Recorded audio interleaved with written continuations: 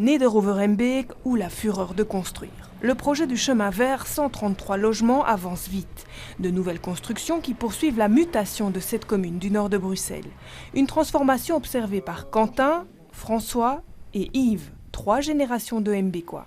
C'est tous des terrains qui sont perdus pour la nature et qui sont gagnés pour le logement et malheureusement pour le béton. Actif dans un comité de quartier et un groupe Facebook dédié à Neder, François Dechef se fixe un objectif, maintenir l'esprit de village malgré la pression démographique. En 10 ans, plus de 300 logements sont nés du côté rue Brun. Récemment, c'est une centaine de logements qui étaient inaugurés rue des Fennes, sans parler des dents creuses, quasi toutes comblées.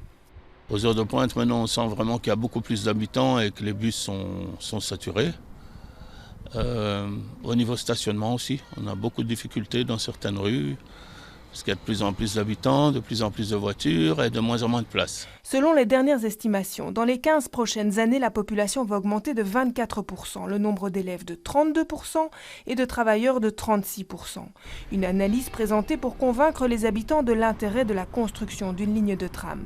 Le long terme, c'est bien, mais il y a déjà le court terme, il y a le moyen terme. Il faut voir un petit peu, il faut tenir le temps des travaux. Un projet qui inquiète particulièrement les commerçants de la rue François Wekemans. Le fait d'avoir un tram, de devoir supporter des travaux, des problèmes de mobilité pendant un temps, je pense que ça n'apportera rien de positif, en tout cas dans les premiers temps. À l'avenir, on verra. Donc plutôt pessimiste sur l'avenir de Neder avec ce tram ? L'avenir de Neder, peut-être pas, l'avenir commercial en tout cas, oui. Le nouveau visage de Neder se dessine et Yves, le facteur retraité, a du mal à reconnaître son village. Neder avant était un village, un petit village. Et puis aujourd'hui ? Oui et non. Ici avant on avait une, deux,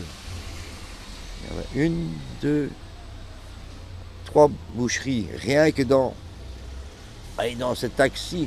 À Nederoverembeek, peut-être plus qu'ailleurs, répondre aux défis démographiques de notre région semble loin d'être simple.